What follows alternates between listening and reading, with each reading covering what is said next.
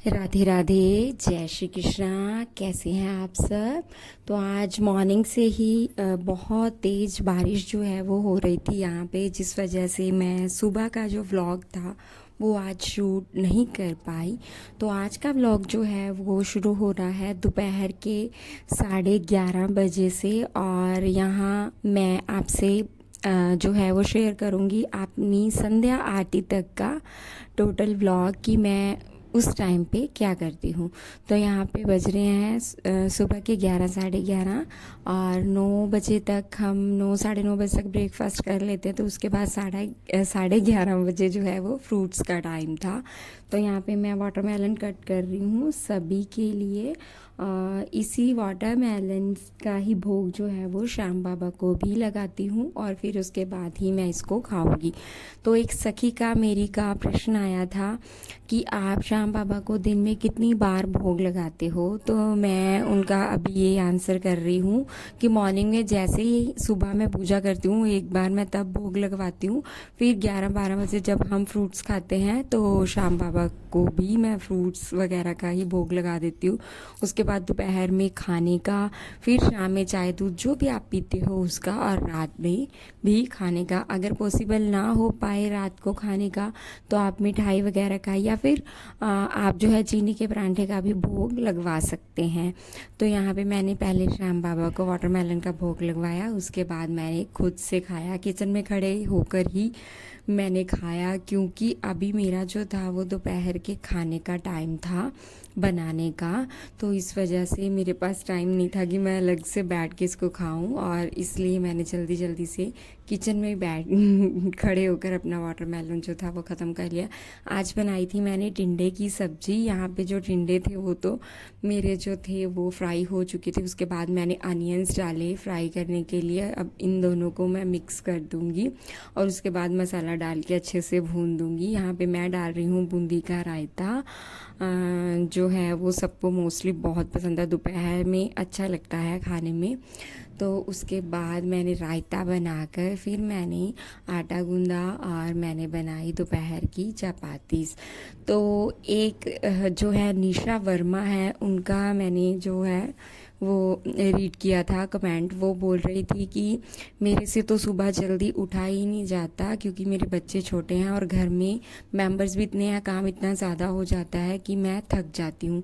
तो मैं उनको यही बोलना चाहती हूँ कि आप अपनी बॉडी को ज़्यादा परेशान ना करें। और वैसे तो ये सब जो खेल है ना वो टाइम मैनेजमेंट का ही होता है। अगर आप रात में ही अपना आधे से ज़्यादा काम ख़त्म करके सोते हैं, अपना किचन वगैरह जो है वो अच्छे से क्लीन करके सोते हो, है ना, और सुबह में आपको क्या बनाना है इसका भी पूरा टाइम टेबल जो है वो आप सेट करके सोते हो ना, तो आपको मॉर्निंग में प्रॉब्लम नहीं होती, और इन चीज़ों में हमारा जो ज़्यादा टाइम है वो वेस्ट नहीं होता। अगर आपके बच्चे जो हैं वो स्कूल जाने वाले हैं, आप रात को ही उनका बैग्स पैक करके रखो, है ना, सुबह उन्होंने क्या पहन के जाने हैं उनकी यूनिफॉर्म प्रेस करके रखो, तो सुबह जल्दी से आप रेडी करके उनको टिफ़िन दे के भेज पाओगे। सुबह उठने के बाद आप डिसाइड करोगे कि मैं अभी उनको टिफ़िन में क्या डाल लूँ, तो उस वजह से जो है वो आप फ्री हो ही नहीं पाते हो। तो अगर आपने मेरा लास्ट व्लॉग देखा है ना तो आप ध्यान दे पाओगे कि मैं 9:30 10 बजे तक पूरा बिल्कुल फ्री हो जाती हूँ घर के काम से। उसके बाद मैं अपने पे भी ध्यान दे पाती हूँ, मैं खुद का जो मी टाइम है वो भी मुझे मिल जाता है। तो यहाँ पे मैं अभी शाम के 4 बज चुके आई थिंक, और मैं ट्यूशन्स भी पढ़ाती हूँ बच्चों को।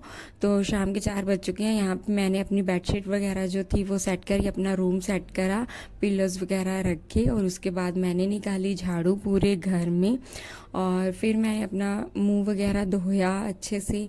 और मेरे बच्चे जो थे दोनों, उनको फेस वॉश करके उन दोनों का भी बाल बनाए, उनको भी अच्छे से रेडी कर दिया, क्योंकि बच्चे जो है ना वो गंदे दिखते हैं तो वो भी अजीब लगता है। आप खुद अच्छे से रह रहे हो और आपके बच्चे जो हैं वो बुरी हालत में लग रहे हैं, मुंह वगैरह गंदे, किसी पे कुछ लगा हुआ है कुछ लगा हुआ है।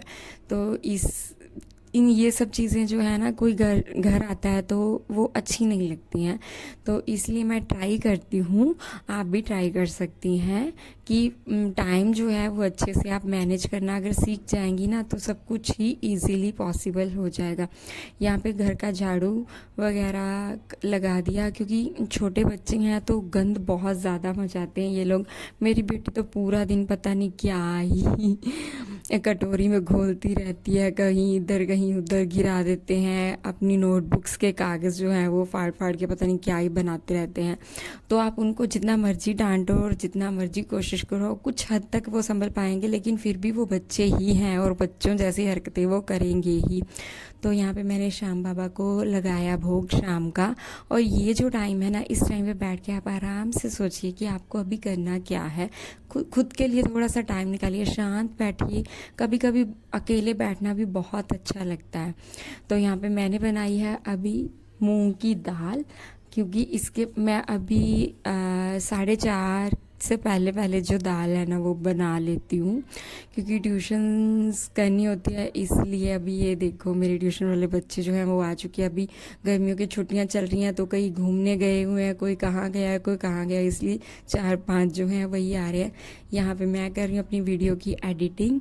उसके बाद ये हुआ संध्या आरती का टाइम, ये भी सबसे इम्पॉर्टेंट चीज़ है। इससे आपके घर की सारी नेगेटिव वाइब्स जो हैं वो दूर हो जाती हैं, आप खुद भी पॉजिटिव रहते हो, भगवान की तरफ आपका ध्यान रहता है। आप थोड़ा टाइम शाम में संध्या आरती के लिए ज़रूर से निकालिए। अगर आप सुबह में नहीं निकाल पाते हैं तो संध्या में आरती ज़रूर कीजिए। यहाँ पे मैं तुलसी माता के पास जो दीपक जलाया था उसका जो वीडियो है वो शूट करना भूल गई थी। तो ये अभी मैंने खाना वाना बनाने के बाद ये लास्ट जो था ना रात का, ये वो है रात्रि सेवा जो है वो श्याम बाबा की। मैं कैसे उनका मुकुट वगैरह जो माला जो उनके गले में डाली होती है वो निकाल देती हूँ, क्योंकि गर्मी बहुत ज़्यादा है।